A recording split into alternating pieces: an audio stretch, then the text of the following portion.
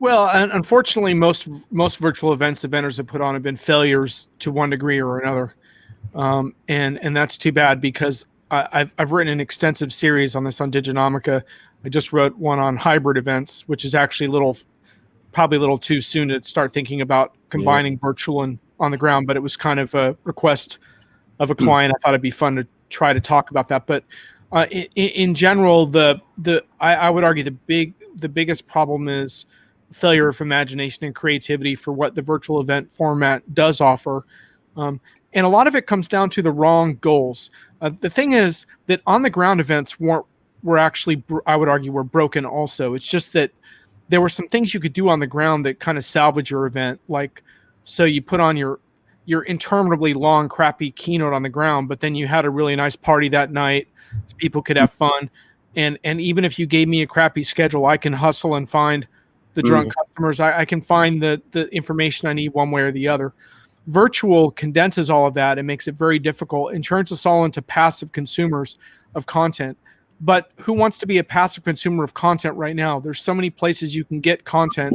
I can go on YouTube right now and learn anything I want to know about anything enterprise related. So your canned content doesn't do a thing for me. What event organizers have missed out on is the opportunity for live immediacy, a little bit like what we're having here right now. Unscripted conversations. We haven't planned this. We don't know how this is going to go. We're winging it, and that I think is interesting and important to enterprise audiences where they need to understand what was really happening with products and vendors and projects, and they're wary of overscripted conversations. It comes down to goals. The goal of an event should be to build your community and build a network around your product and help people deepen connections. But too often the goal seems to be more, let's put on a show, or in the case of analyst events, let's impart information. But what companies have failed to understand is if you build a vibrant community around what you're doing, that community is a container that can hold a ton of knowledge. Knowledge transfer is not a one-time thing. It's a continual thing that happens in the context of our work and our lives.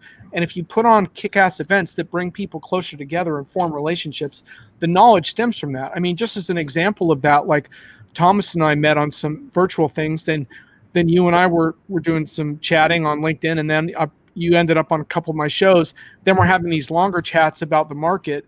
It all stems from building that relationship. Then we're learning from each other in an ongoing way.